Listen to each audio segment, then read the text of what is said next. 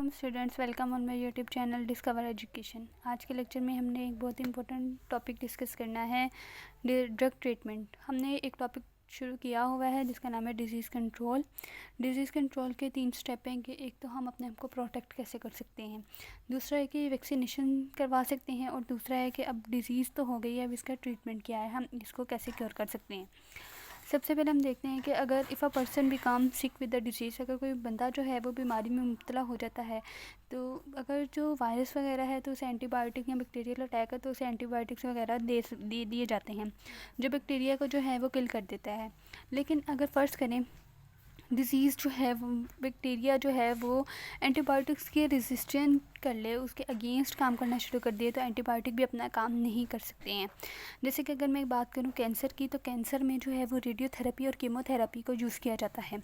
Radiotherapy में क्या किया जाता है कि कैंसरस पार्ट जो है, जैसे जहाँ पे हमारा जो है वो कैंसर हुआ है, उस पार्ट को हम रेडिएशंस को जो है वो रेडिएशंस उसके ऊपर डालते हैं, रिपीटेडली भी डालते हैं, रेगुलर इंटरवल्स पर भी डालते हैं, जिसकी वजह से वो जो कैंसरस पार्ट है वो उन रेडिएशंस की वजह से ख़त्म हो जाता है, मतलब कि वो ख़त्म होना शुरू हो जाता है, और इस तरह कैंसर से हम बचा जा सकता है, कैंसर को हम ट्रीट कर लेते हैं। लेकिन अगर ये वाला तरीका ना इस्तेमाल किया जाए, मतलब कि इससे भी सीवियर आ जाए, तो कीमोथेरेपी को यूज़ किया जाता है। कीमोथेरेपी में क्या किया जाता है, केमिकल्स वगैरह जो हैं वो उस कैंसरस पार्ट पर लगाए जाते हैं, जो कैंसरस सेल को तो जो है वो किल करते हैं, लेकिन इसके साथ साथ वो नॉर्मल सेल्स को भी किल करना शुरू कर देते हैं। तो ये ज़्यादा जो है वो डेंजरस है, क्योंकि अगर हमारे नॉर्मल सेल्स जो हैं वो किल होना शुरू हो जाएंगे तो ये बहुत ही ज़्यादा ख़तरे की बात है इंसान के सर्वाइवल के लिए। अब देखें कि हम जीन्स को भी जो हैं उनको भी ट्रीट कर सकते हैं। हमारे अंदर अगर कोई डिफेक्टिव जीन आ गया है, एक टेक्निक न्यू डेवलप कर दी है साइंस ने, जिसकी वजह से हम जो है अपने जीन्स को डिज़ायर्ड जीन से रिपेयर कर सकते हैं।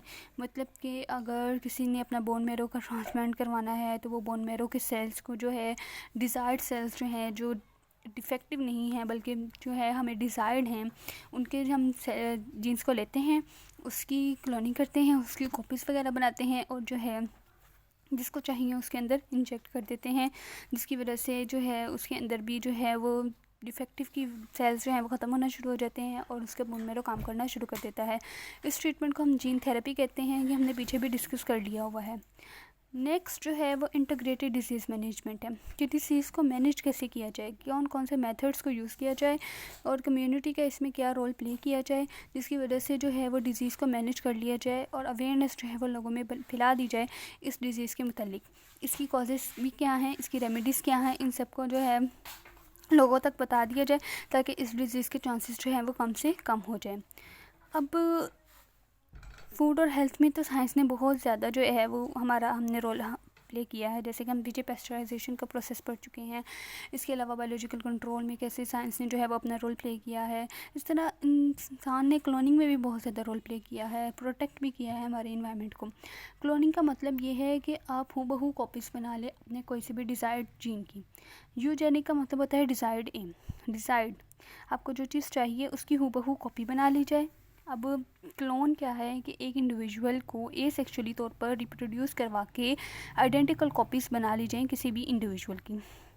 सेल्स भी बनाए जा सकते हैं। अभी तक जो है नो नॉर्मल एनिमल जो है reproduce naturally bye cloning. Naturally जो है वो एनिमल्स के तो ऊपर अभी एक्सपेरिमेंट इतना नहीं किया गया, लेकिन कुछ इंसेक्ट्स और प्लांट्स के ऊपर क्लोनिंग का तरीका इस्तेमाल किया जाता है।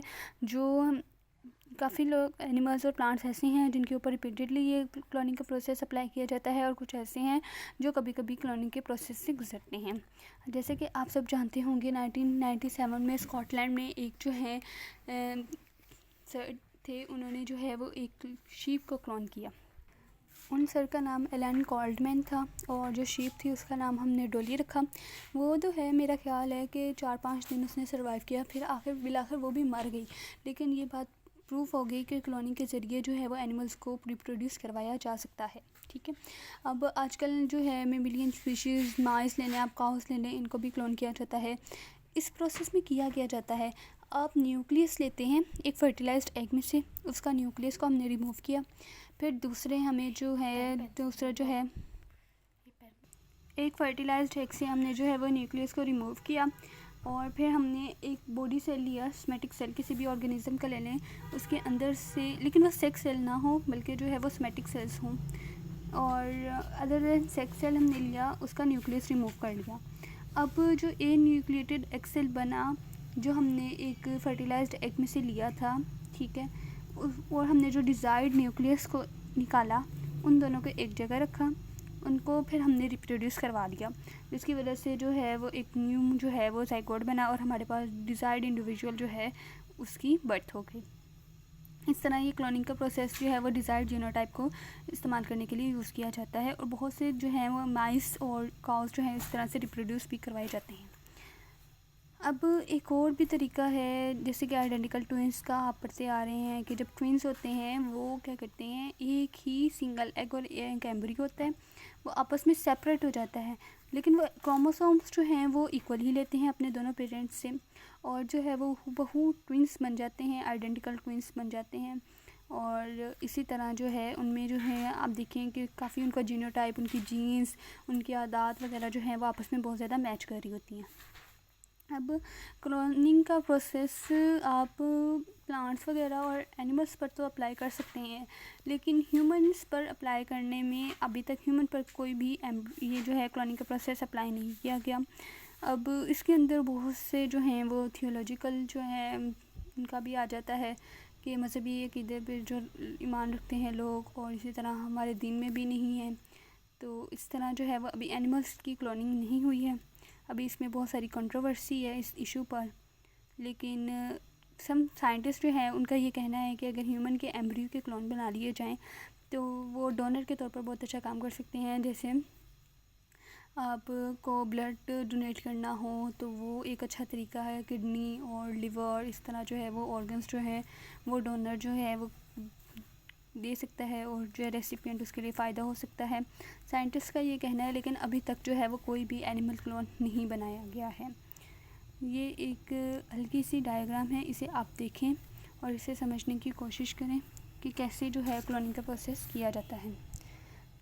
ये एक फर्टिलाइज्ड एग था, इस फर्टिलाइज्ड एग में से हमने इसके न्यूक्लियस को रिमूव कर दिया। इसके न्यूक्लियस को रिमूव किया, एक सोमैटिक सेल लिया, उधर से हमने सेल को रिमूव कर लिया और न्यूक्लियस ले लिया। अब इसका न्यूक्लियस ये तो हमें डिसाइड है, ठीक है, और इसका हमने क्या लिया, सेल लिया। इसका जब हमने सेल जो है इसका ये ए न्यूक्लिएटेड सेल हो गया, मतलब कि इसके अंदर कोई न्यूक्लियस नहीं है। इसका सेल लेकर और इसका न्यूक्लियस लेकर हमने दोनों को जो है मदर वूम में रखा, और इसके जो है वो एक न्यू एम्ब्रियो और एक न्यू ज़ाइगोट हमने ये बर्थ करवा ली। इस तरह जो है ये जो है इसमें वही डिसाइड कैरेक्टरिस्टिक्स होंगी जो हमें ये डिसाइड चाहिए होंगी जो इस ऑर्गेनिज्म की थी। इस तरह से जो है वो ऑर्गेनिज्म जो है वो एक हमारा डिसाइड बन गया, इसकी जीन्स जो हमें डिसाइड थी वो यूजेनिक एम्स जो हैं वो हमारे पूरे हो गए। होप सो ये आपको क्लियर हो गया होगा। आज के लिए इतना ही। अगर आपको ये वीडियो अच्छी लगी हो तो इसे लाइक और सब्सक्राइब ज़रूर कीजिएगा। इसको आप स्क्रीनशॉट लेकर इसको कॉपी कर लें और इसे समझने की कोशिश करें। अल्लाह हाफिज़।